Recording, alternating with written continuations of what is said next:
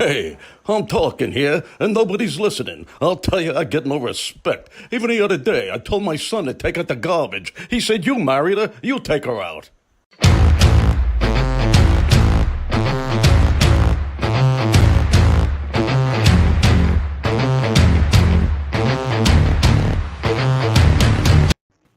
We are on. Hello, everyone. Steve Rizzo here, and welcome to Hey, I'm Talking Here. It's like a New York thing. I'm talking, not talking, talking here. It's good to have you here, folks. Thank you for joining us. We really would love your comments as we're doing the show, and please share this with friends, family, and everyone that you know. Because as you know, the goal here on this show is to get the message out to the masses. And this show is brought to you by Conversations with Bob. That book right there. And I want to say right now, thank you, folks, so much for those of you who have purchased the book and the wonderful comments and feedback I've been getting, especially on Amazon. Thank you so much because we are all a part of the mission to get the message out.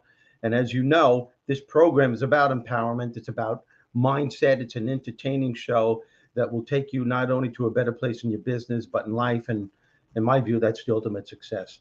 I don't know what episode this is, but we've been having a blast doing this show. And it's such a great feeling being a spark that can ignite change in people's lives. And having said that, I'm going to bring up my crew, my wonderful team, whom I could not do this without. And I'd like to bring up Bruce. Why don't you come on up here and say hi to everyone? My producer, my director, Okay. my tech guy, and he's very good at what he does. How you doing, Good. man? What's Good. going on? How are you? Sunny day. Actually, it's been cloudy, sunny, cloudy, sunny, and then right now it is cloudy. So Okay, that's the weather. How are you? Is that your I emotional? I control our weather locally. Oh, So my mood is reflective upon the weather, and oh wow. So so today I was a should mixed not day. I should not piss you off during the show because no Well, no, matter where we are, it's a we can local thing. we I can have have like a 3 mile radius around the house. So that's very powerful. You must be connected to Bob in some way. it's positive thinking, Yeah, yeah. and laws of attraction type thing. Oh, that type of thing. That's a beautiful thing. You don't believe that So crap, do you? yeah, I do.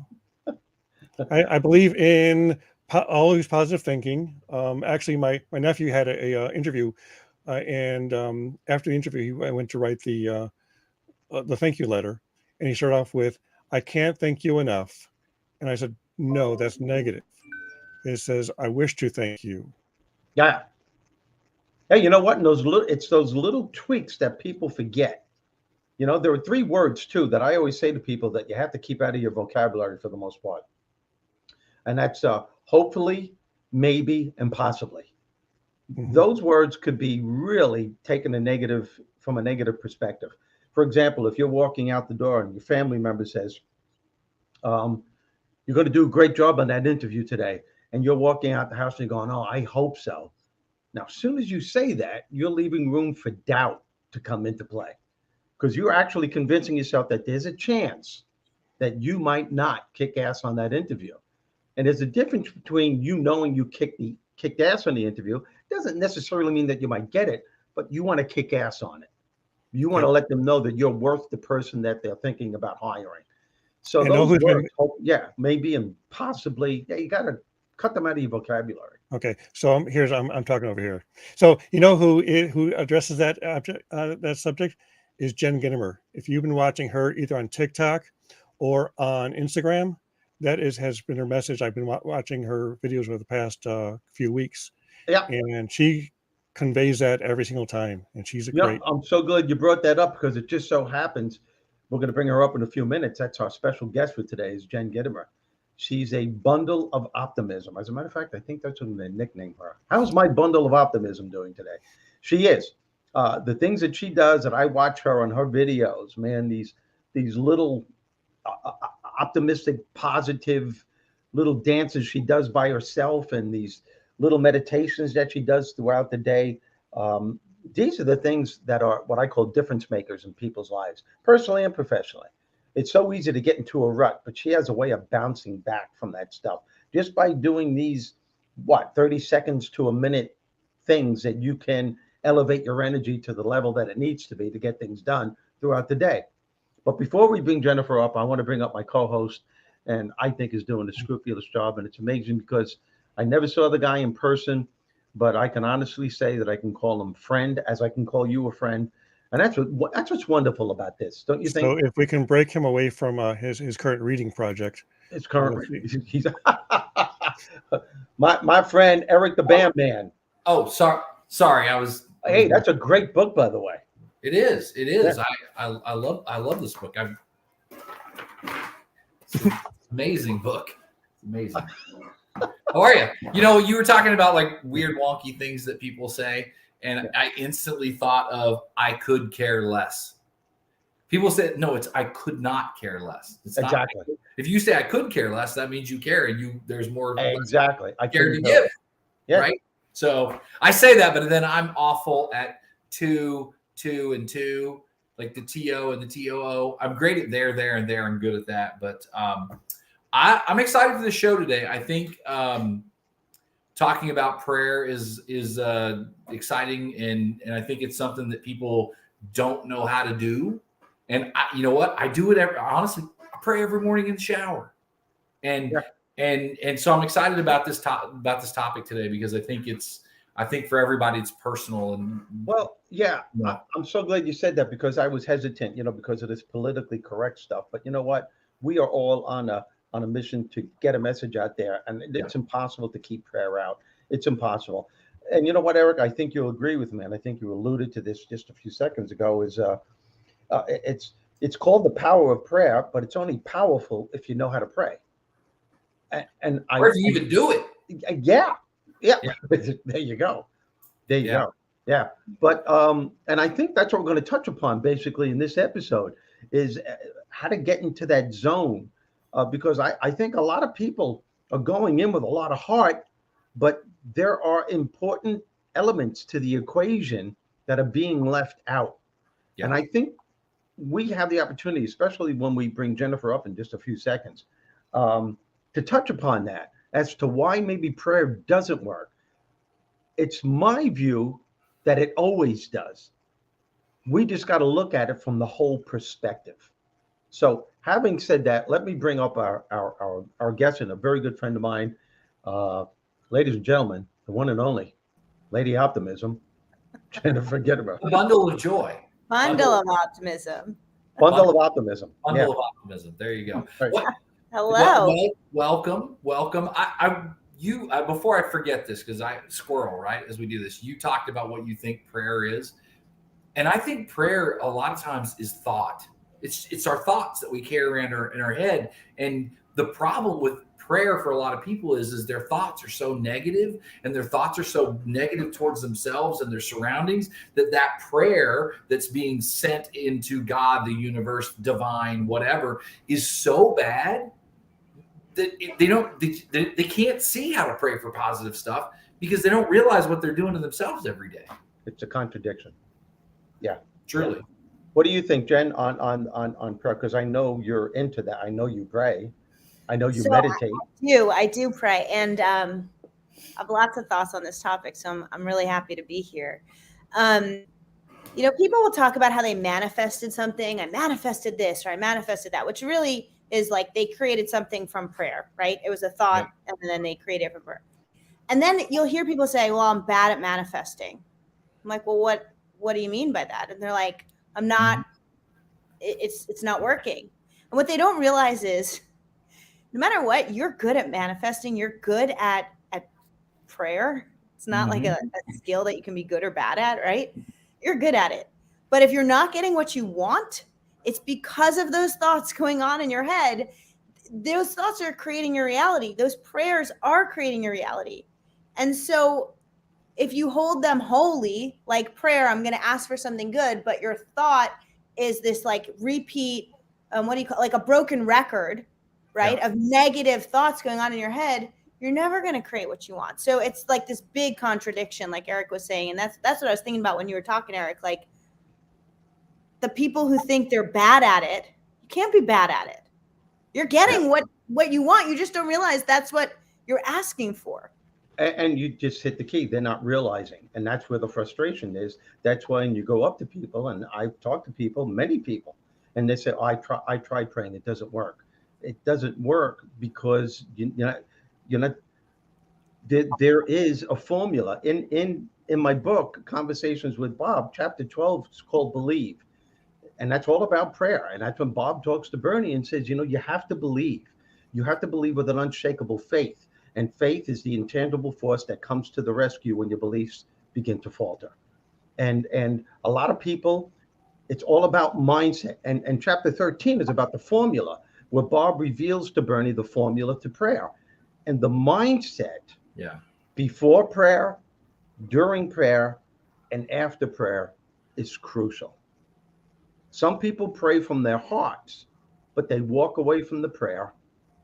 A week later, they're saying to themselves, oh, this isn't working. I knew it wasn't going to work. Every time I ask for something, it never manifests. Well, what the hell do you expect?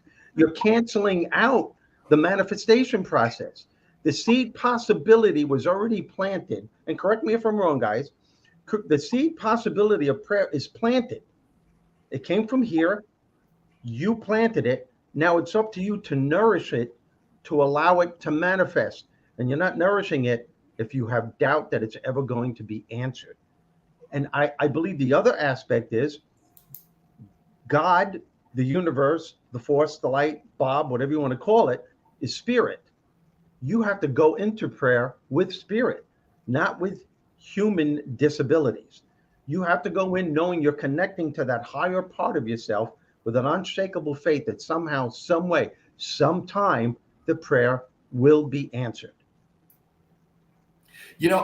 One of the things I want to say about prayer that the last couple of weeks as I've been thinking about this is I'll never forget this moment. It was in the last few years. I have a friend, Christian, who had cancer, and we had like a little thing at our house, a little fundraiser, and I made like 800 pizzas, not 800, like 80 pizzas that night. We sold them, and this guy showed up, him and his wife, and very Christian man, and he said, this guy's name is Christian. He said, Christian, do you mind if I pray with you?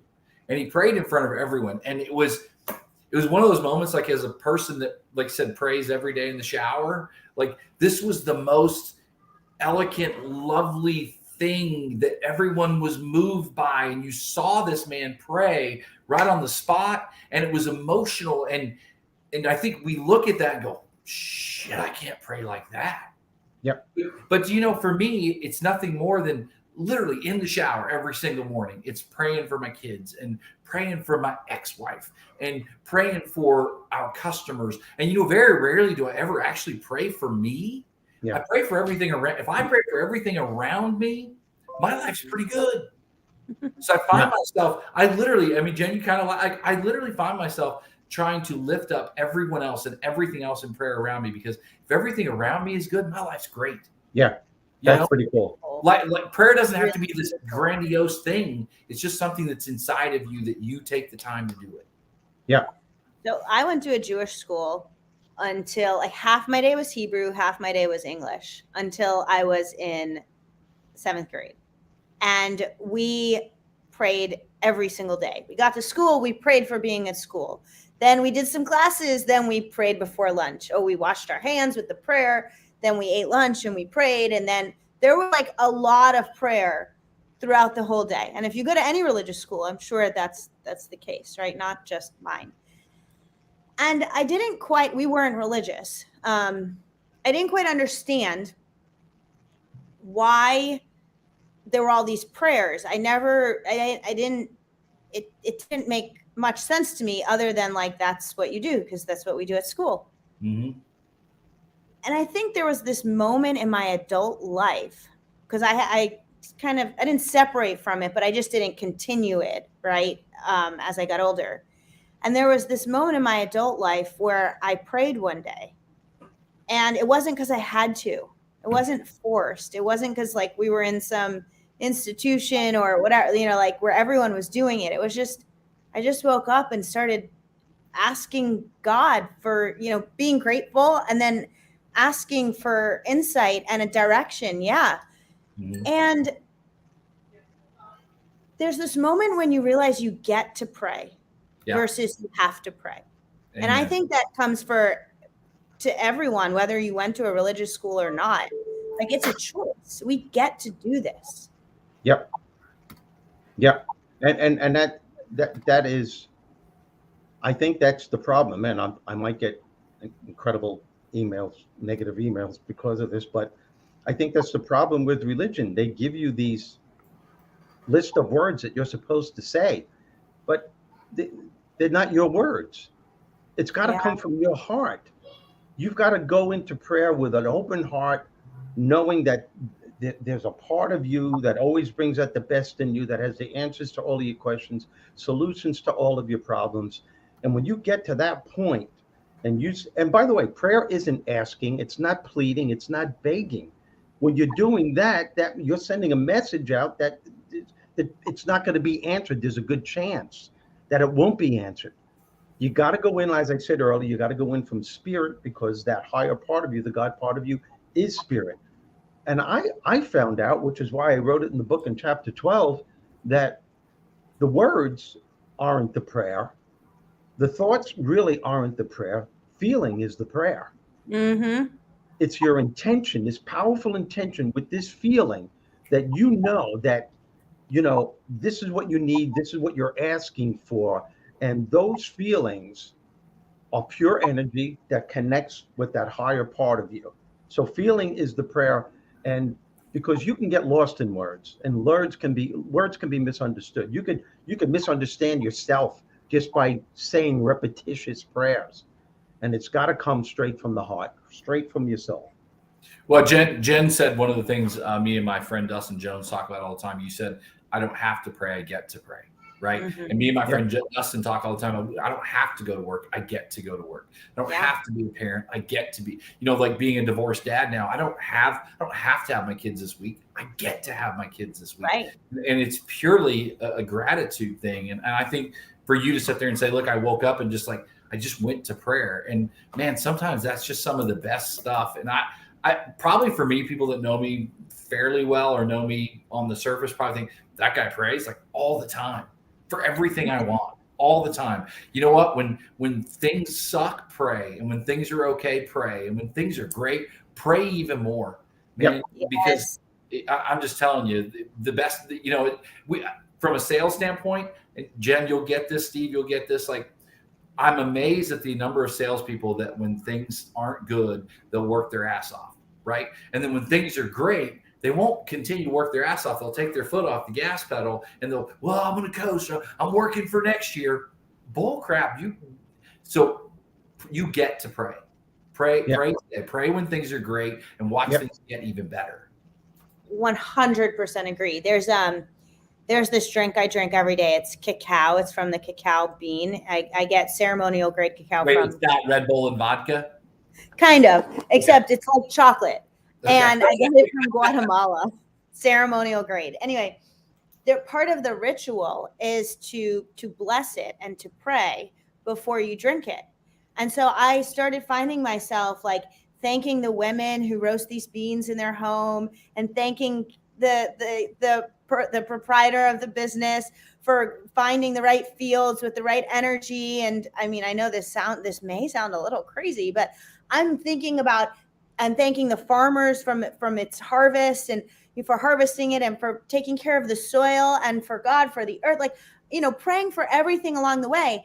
And it creates this incredibly high vibration inside of you when you speak those words out loud, and when you bless your food like that. And so then I started realizing, well, if I'm doing this over the cacao, like I could bless every food I'm eating, and every food could feel this high vibe.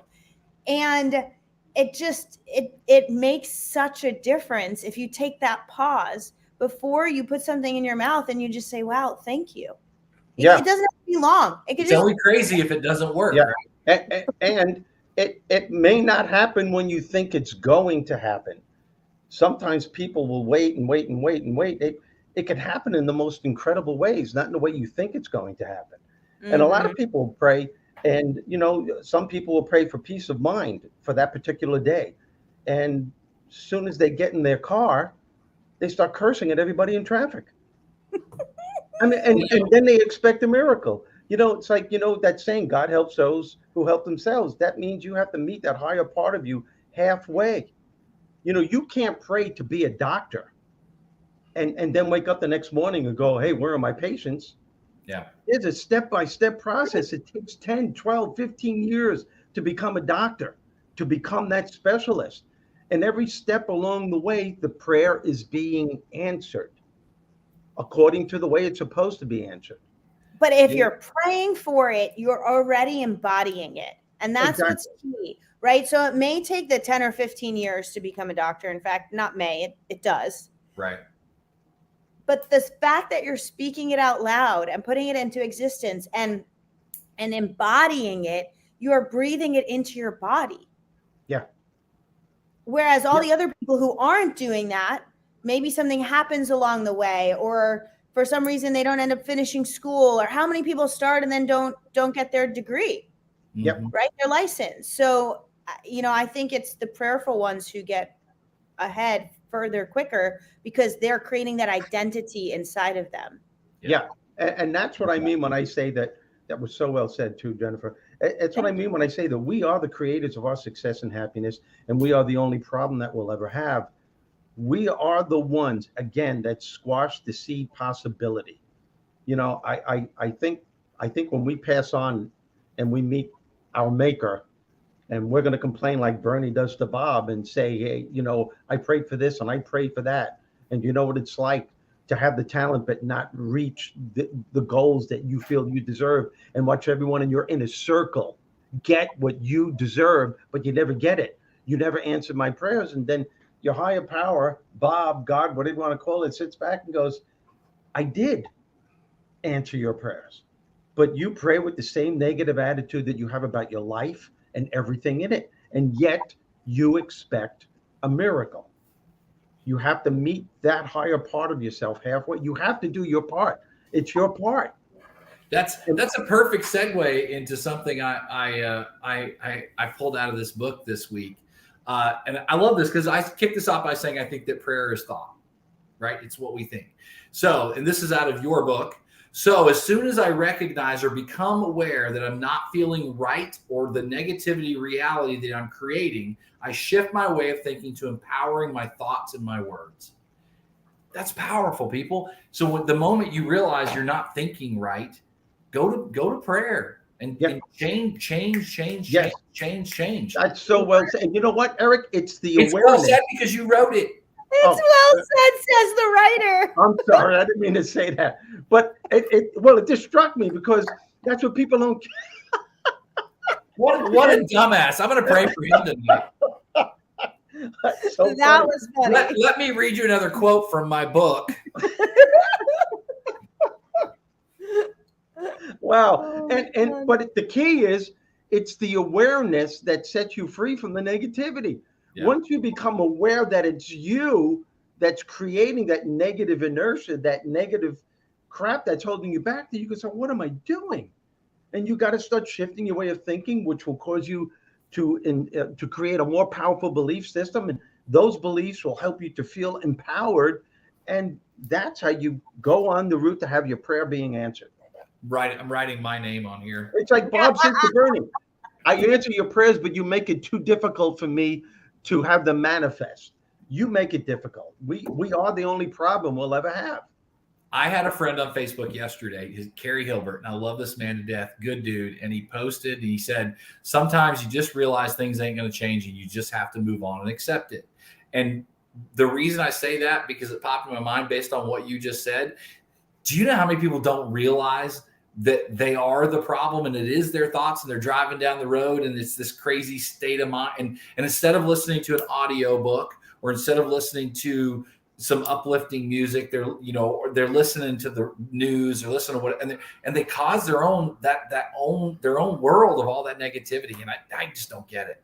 I don't ever get it. You have those people on that spectrum, but then you have the people kind of in the middle who want to make a change and are listening to good stuff, but not believing it. Like still running that record in their head that's like, you're not good enough. You can't do this. You're going to be broke forever. That whatever the thought is, right? That's like on repeat.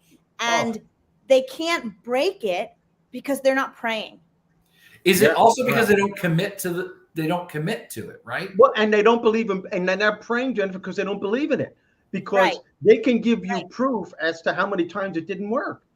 Or they're praying and they don't believe it, and that still doesn't work because like what Eric said in the very beginning, goes back to your thought. Yep.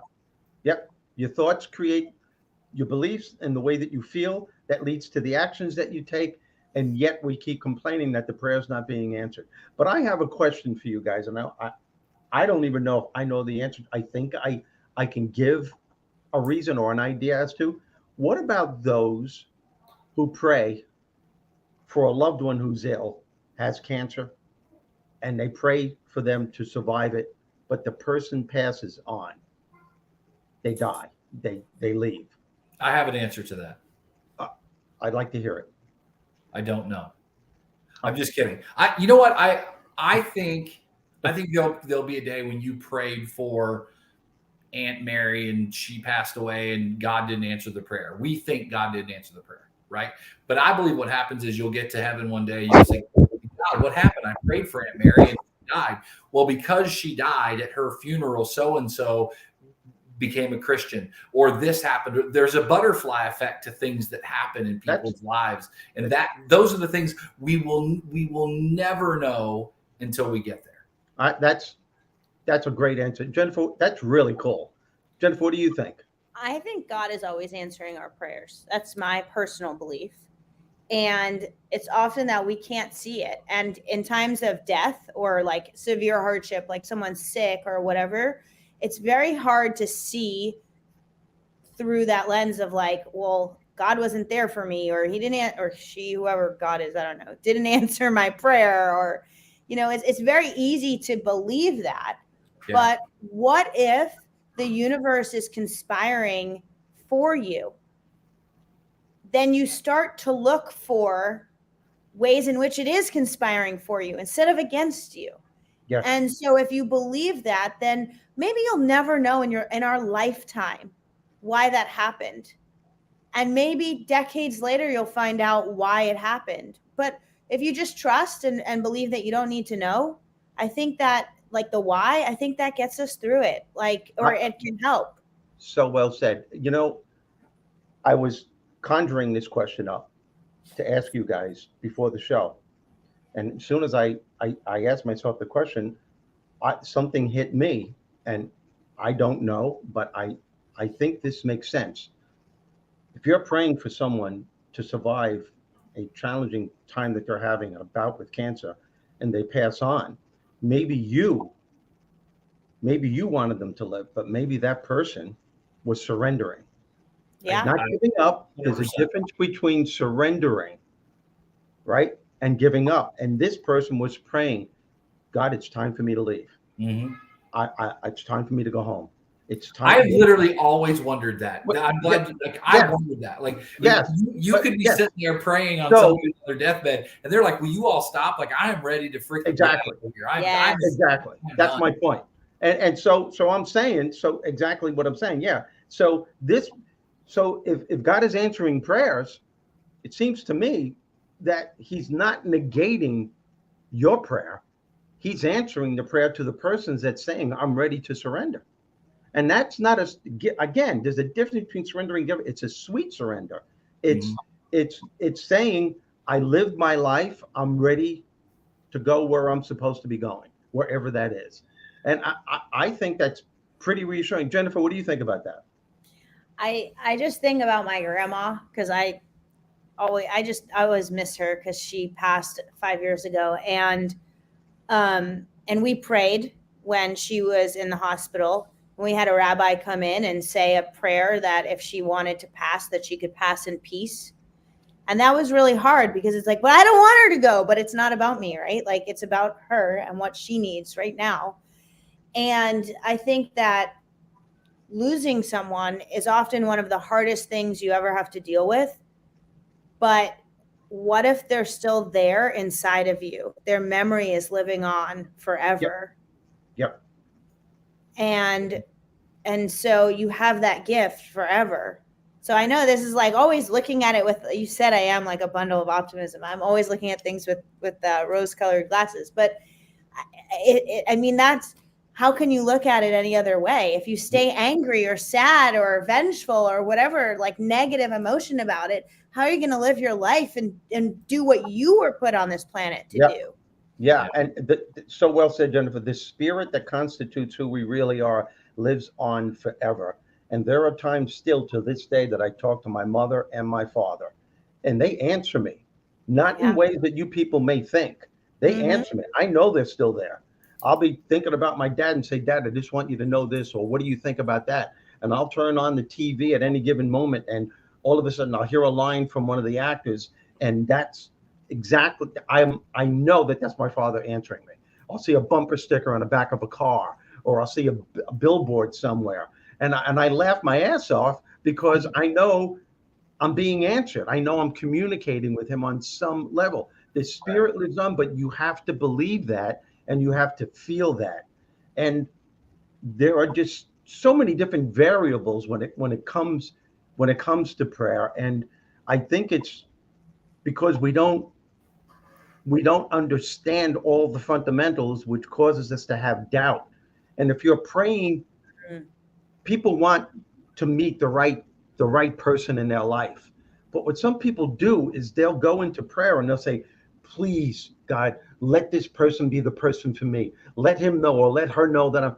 No, but what you should pray for, I think, is the right person. Because if you believe that God has the best for you, that person might not be the best for you. You might think so. Hey, as a single man, man, does that make sense? That makes 1,000% sense. As a single man, I'm going to jump in here, right? I see all these women like, I need my man to be 6'2", and he has to make 180,000 a year, and he has to have that. They don't say he needs to work hard and he needs to be trustworthy and he needs to be a great father. It's all these weird things they ask for, and they're not things that really matter. Okay. But I do. Yeah. I want to throw this out, and maybe it's the right time, maybe it's not. But I posted a video on Facebook and LinkedIn yesterday or the day before.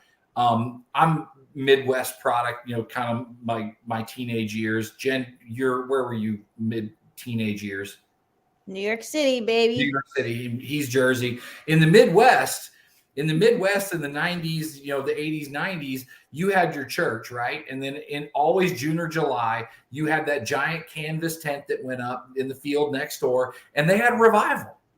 There was a week-long revival, okay? And it usually was never like at the end of the revival, it was never like, hey, we had 42 new souls come to Jesus this week. It was most of the time, it was all of us backslidden Christians that needed to renew our faith and needed to renew our lives. And I think prayer and revival is needed in a lot of our lives. And it's not just spiritual revival, it's business revival, it's parental revival, it's spousal revival, it's being great friends. We need everybody, anybody watching this, there's something in your life that you need some revival in. And I think sometimes it's about prayer, and it's about getting back to basics a little bit. And wherever you are, if you're watching this, throw that tent up in your house mentally and get in the tent and go, God, get on your knees a little bit. God, I need this back in my life.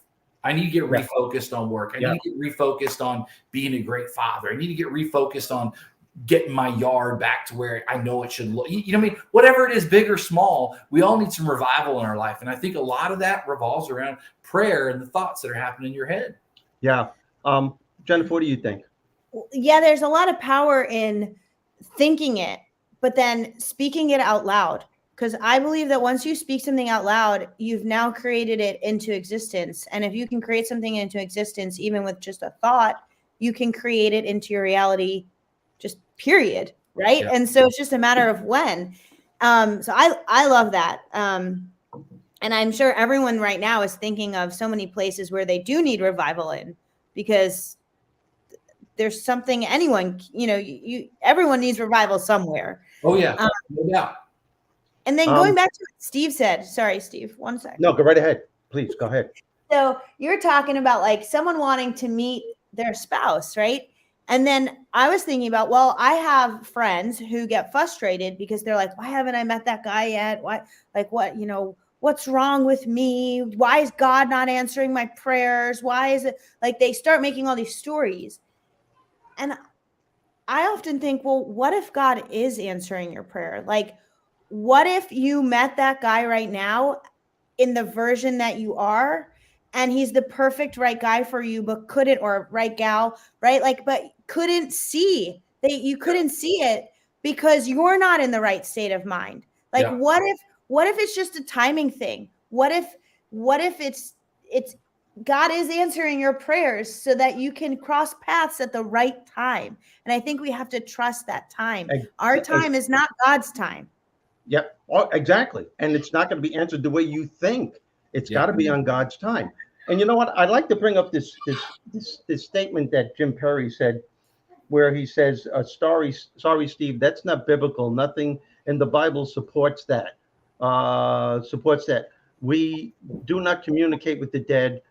Stop. Nothing in the Bible supports that. Well, Jim, I respect what you're saying, but I am going to tell you something that I know for a fact, that I do communicate with my mother and father. My son. My father came to me. My son. Who's that? It's my son, Nicholas. Hey, Nicholas, how are you? I had to pop in and say, Steve and Jen, right? Jen Gittimer and Steve I don't think I've met Jen yet. Hello, it's nice to meet you. There you go. We're on a live thing. Nice to meet you guys too. Can you get All right. You guys do your deal. Thank you. I got to answer Jim's question here. Jim, I just want to tell you something that I had a dream about. My dad passed away years ago, about a year ago, and it made an incredible difference in my life. And I never told anyone this. There's only 2 people that I know this. But since you brought this up, I'm not here to correct you. I respect what you're saying, but I'm telling you what I know. I'm suggesting what I know. I had a dream. My dad came to me. He was in a casket, covered in white. White was up to here from his neck down. And I was going through hell years ago in the middle of my divorce. And I was losing my mind. I moved to California by myself. And I knew I had to face my demons. And it wasn't easy for me to do. And that's how I wrote this book, Conversations with Bob. Bob is God. And I had a major conversation with God for 7 years. It took me to write this book. But one of the biggest turning points, it was so personal to me, I couldn't even put it in the book. But I'll tell you what it is. So I'm lying my father's lying in the casket. He's covered in white. He's got a white sheet over him. And I'm looking over him. And he sits up in the coffin. He looks at me, stares me right in the face, and he says, Jesus Christ, Stephen. Stephen, look at me. Jesus Christ. Stephen, Jesus Christ. He closed his eyes and he laid back down. Now, there's no one there that can tell me that I wasn't communicating with my father. And he was telling me something, because before that, I was reading something on Jesus and the power of thoughts.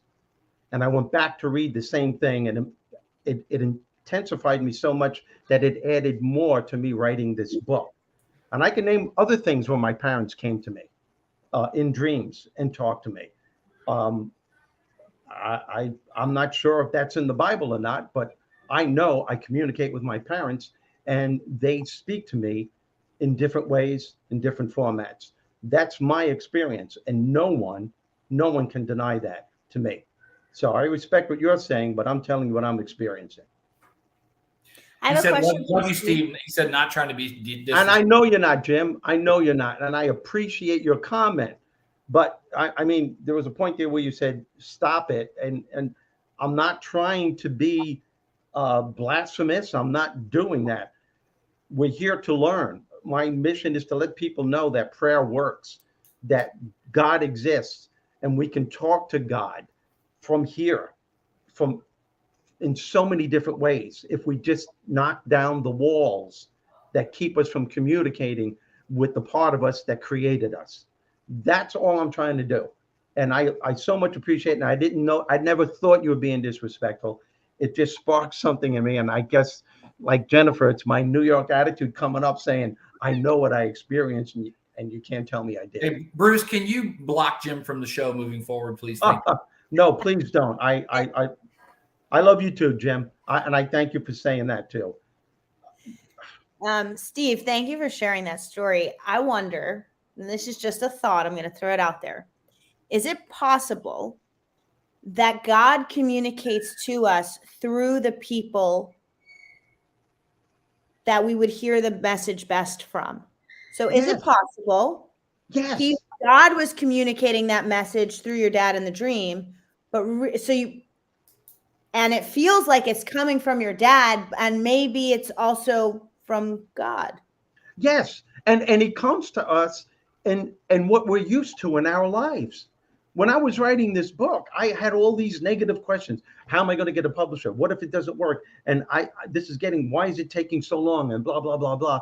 And all of a sudden, I just prayed. I said, I just want an answer. Is this book going to be successful? Am I doing the right thing? And how am I going to do it? How am I going to get it here? And all of a sudden, again, I turned on the TV and and I'm flicking the channels. I don't watch much TV. And what do I click on to? Field of Dreams. And it's the scene when Kevin Costner is sitting in the stadium, the baseball stadium, with James Earl Jones, and the voice comes on, build it and they will come. That's what I heard after I prayed. I mean, come on, what else do you want? And that's what I'm trying to tell people. Some people could see that and not even realize that God answered their prayer. And how could you not? That's a smack in the back of the head. I got to be an idiot not to believe that that was an answer to my prayer. What do you guys think about that? Steve, what do you think about people that back into parking spots?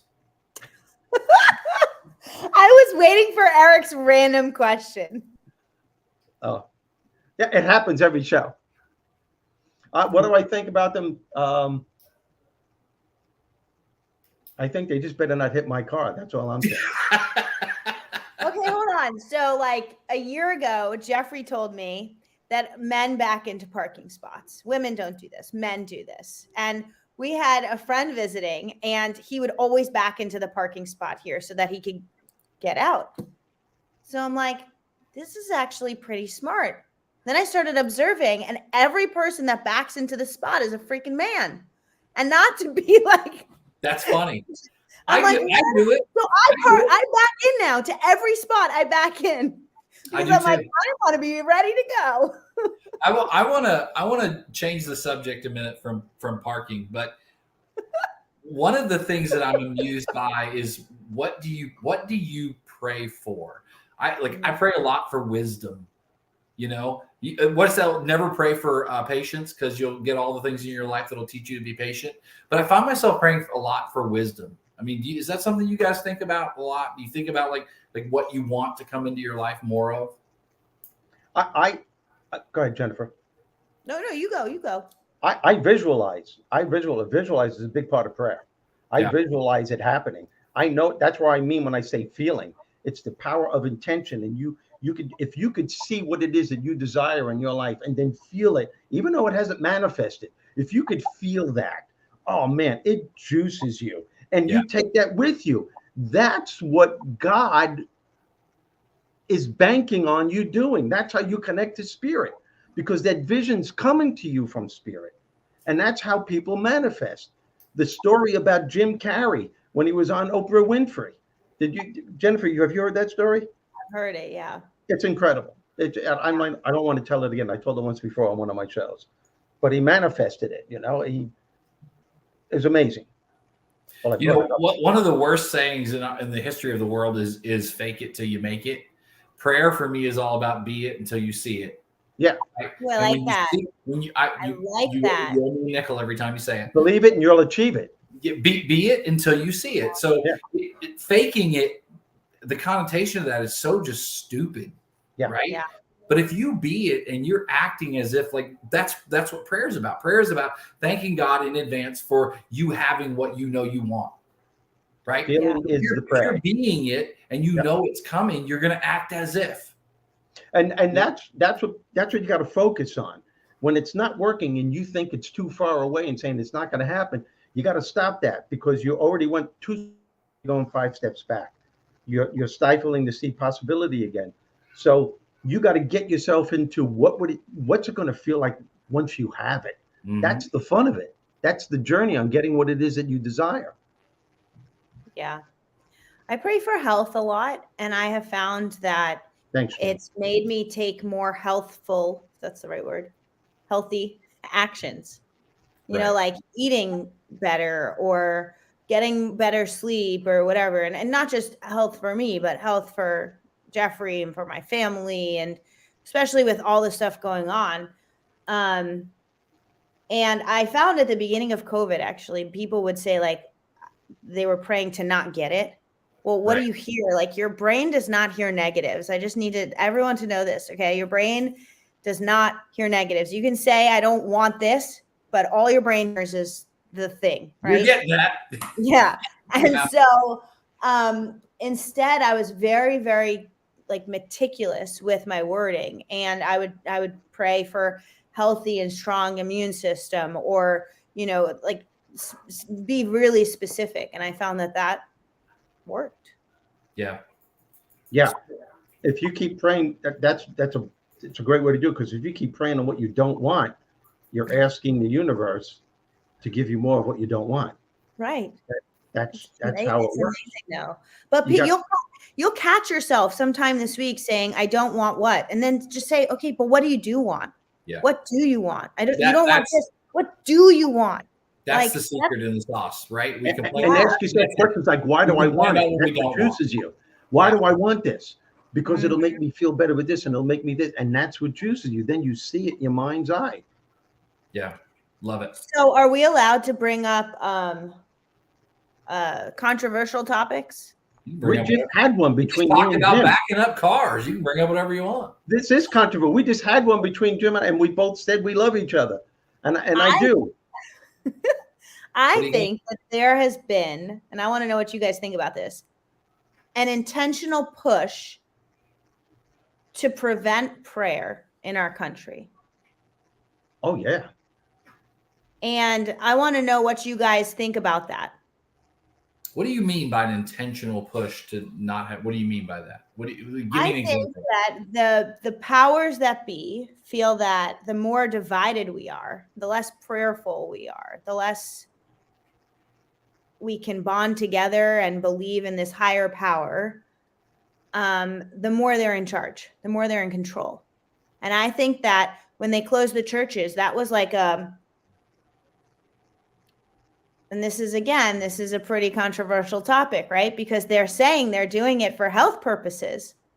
Well, but like if people can't congregate and come together and pray together, like that's not healthy either. No, and that is a controversial thought. And we might be thrown off of Facebook because of it. There might be a whole other show or two. I'm actually going to take. I'm going to take the other side of that. I think what you just said is somewhat a product of watching the news and looking at our phones and being on social media, because I have more friends than ever, and this is just my personal sphere, right? Yeah. I have more friends than ever going to church and more friends than ever talking about prayer. I think, I don't know. I don't know. I think there's 4 or 5% of the population that are over here, and there's 4 or 5% of the population over here, and the megaphones are so loud that the 90% in the middle all think it's all doom and gloom, and people aren't praying and light, and they think the world's awful and it's all going to end, and they think the economy is going to crash, and all the talking your heads are talking ourselves into a recession. And I just don't think it's as bad as we're being told it is. This could be a whole show. I think we are all being separated from the most important part of ourselves. And I think that's the problem in this country and on the planet. And I believe it is getting worse. I believe that we are losing the God part of us because we don't get it, we don't understand it, and we all feel like not all of us, but a lot of us feel like we're being screwed somehow, some way. But you do realize, though, that everything you just said was probably said 20 years ago too, right? Yeah. It was probably said 40 years ago. Yep. Now that but it didn't last as long as it's lasting now. Now, I mean, I think we get old, and me and you, not Jen, but we get old, and I don't know. I think we look back and we think things were better back then, and I just don't know if they're. What's going on in the schools? Jennifer, I'm sorry, what, Jen? But like, what's going on in the schools? It's like, I don't know. So here's my take on it, if you want it. I do believe it's a problem. I also believe there are people like 5 years ago, I never would have come on a show live and talked about prayer ever. Right. And so I do feel that because it's become a problem, now you have people going the opposite way who are pushing themselves to go out there and say, I'm taking a stand. This is what I believe in, and sharing that message with others. And I actually think we're on the winning side. That's my true belief. Yes. Yeah. And I hope so. I agree with you. I agree with you. I think, yeah. Yeah, because it is getting worse, and that's why people realizing it's getting worse, and that's why they're taking a stand. And not Yeah. just with prayer, with no, this is my child. I do have a right to say what goes on in the classrooms. And it's Yeah. it's bad enough that you stop prayer in the classrooms, and you stop this in the classrooms, and you stop that in the classroom. And it has stopped. Mm-hmm. But all right, so but are we taking a This stand? topic is really going. Are we taking a stand because of the 4 or 5%, 3 to 5% that have a bullhorn that we have to listen to, and so we feel like we have to take a stand because we hear it from that small group, and the reality is it's not affecting. I don't see that in my world, and like I said, that's my little piece of the world. I don't see it. I see more people than ever at church now. I just don't see it. But I respect your opinions. I just don't see that. I see it. I just don't let it affect me. Yeah, So that's maybe- it. I see it. I don't let it affect me. Yeah, I see what they're trying to do, and it's on. God, it's on most of the stations. It's on most of the stations, and you know, and most people watch all of the other stations, and I just believe we're becoming desensitized from this higher part of ourselves, and it's a time when we need that higher part of ourselves more than ever. See, here's the cool thing. My dad, by the way, used to say that MTV was desensitizing me. So, you know. It Yeah, that probably too. was. But when you meet someone who's willing to have this conversation, it's like instant bond. Yeah. Yeah. Oh, absolutely. Oh, absolutely. There's a major connection. There's a major connection. And you know, Well, I gotta. My point is, like, they're bringing us closer. It's backfiring. Oh, it always does. In the long run, it always does. You know, yeah, it always backfires with something like this, because you know it's the ultimate power. You can't destroy that. You know, and I know in a lot of ways we're all on board with this, and I know I got carried away before with Jim, and I'm calmed down from that because I looked at your faces after I was done ranting, and you guys were like, "Holy shit!" I liked it. It was. I was good with it. I never Nick shared is my that. friend. I'm good with it. Call him out. I only shared that with a few people, man. But you know, I guess I guess I showed my true self on what I believe, and you know, it's just the way it is. The name of the episode is The Power of Prayer, and it's just to let people know that it does work. It may not work with accordance to what you think and what you believe, but if you give it a chance, and if you just allow yourself not to beg, not to plead, but to get into a place where that higher part of yourself could just hear, just be patient, and you'll start seeing it. You'll start seeing bits and pieces of it. Yeah, that's it. You can tell them a motivational speaker. He was saying pits and pieces. Hey, I know we're coming up on an hour, and for me, the last thing I'll say is I pray every morning in the shower. It's like quality alone, quiet time. And for me, it's, you know, I think one of the hardest things is for people that don't pray to say, well, what does that look like? Because you vision this. What does it look like, you praying in the shower? Yeah, well, that's a different story. But we think of this long, elegant, beautiful prayer, stop it, Jen, and what that looks like. But literally, it's just standing there and being quiet and having quality, quiet time and with your thoughts. And what do I want my day to be? And who do I want to lift up? And who do I want to have a great day? I want my kids to have a great day? I want my friends to have wisdom. I find the more I pray for my customers, the better my life becomes. It's just amazing, right? So I find myself lifting up customers in prayer. I find myself lifting up. I mean, it's It's all over the place. And sometimes it's almost like it just free flows out in my mind. And Eric, you nailed it. You nailed it right there. there you go. Well, I'm Don't done. pray for more sales. Pray for your Bum, bum. customers. Pray for your customers, and more Yeah. sales will probably come in. Yeah, that's Did you think beautiful. of that, Jennifer?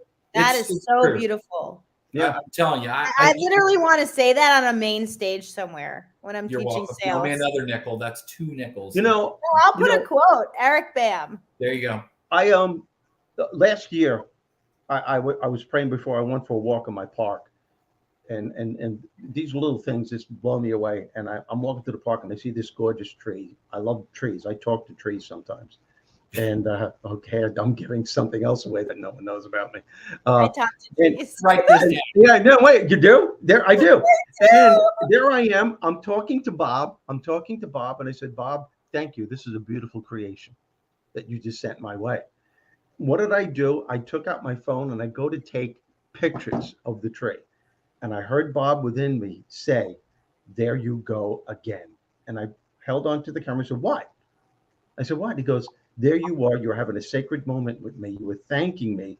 And you distorted that intense feeling you had by taking out your phone to captivate a photo that you could see in the future, totally distorting the moment that you were experiencing right there. Put the phone down.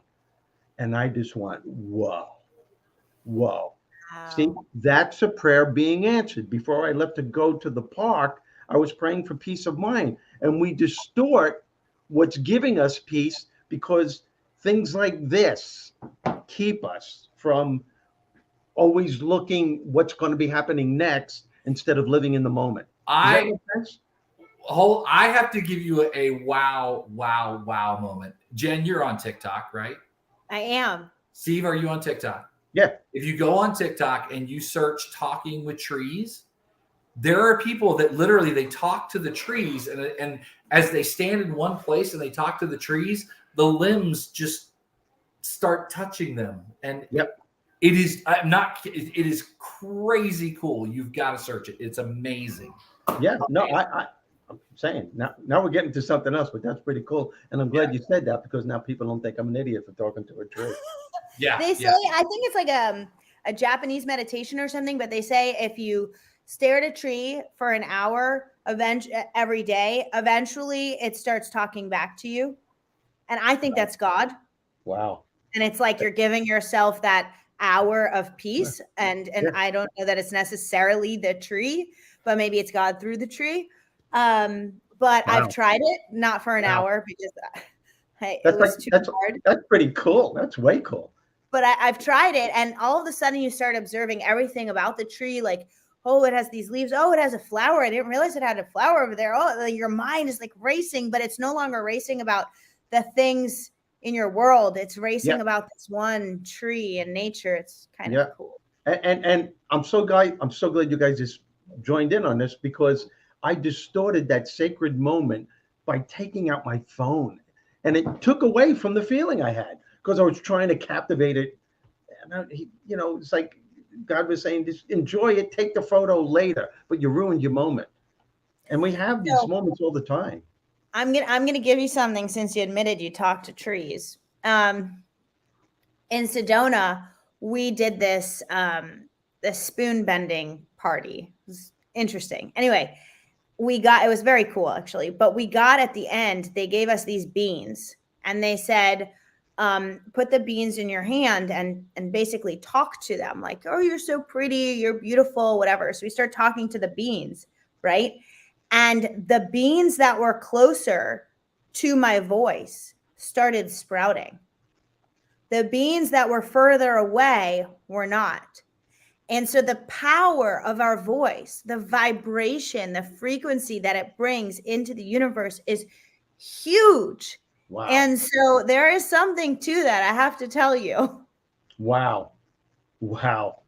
Yeah. She also showed us this experiment she did with rice, where every day for a minute, the rice was in like a glass container. She would unscrew it.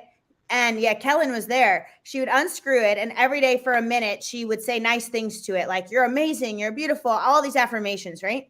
And then she would screw it back up, put it over to the side, and she would unscrew the other jar of rice, and she would say negative things to it for 1 minute. You're terrible.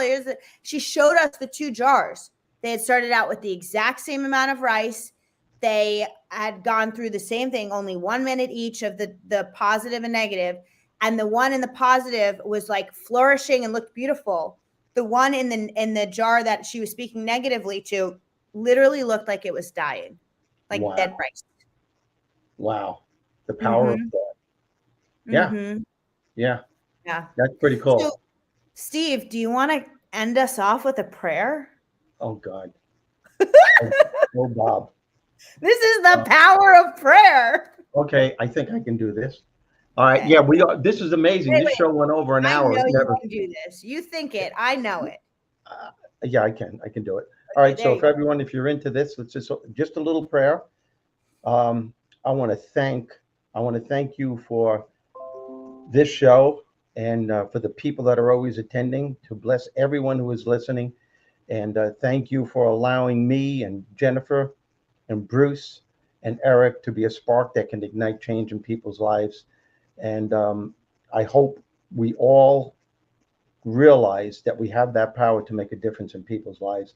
And that's what this show is all about. And that's what we're all about. And I want to thank Jennifer for being here.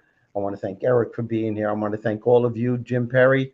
I'm glad we had this little bantering back and forth, and no hard feelings. This is what makes a show.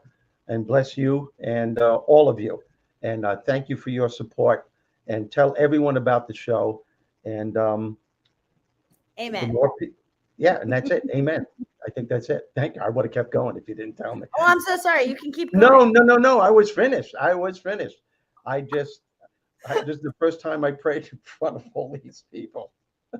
You did great. I can feel it in my heart, Steve, and that's what matters. I love you, and I am so glad you're on this show. Oh, And, this was so fun. I love you too. I'm glad. Thank you guys for inviting me on. Thank you, Bruce. Thank you, Eric. Thank you, Steve.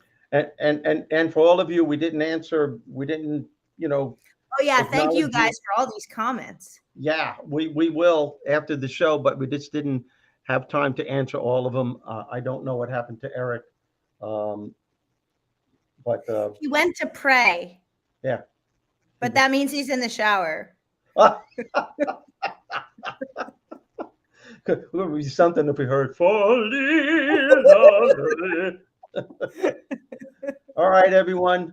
Thank you for watching. Next time, I will answer all of your comments at some point in the next day or two. I love you all. Please tell your friends about it. Jennifer, you're wonderful. See you later. Stick on for the end of the show, Jen.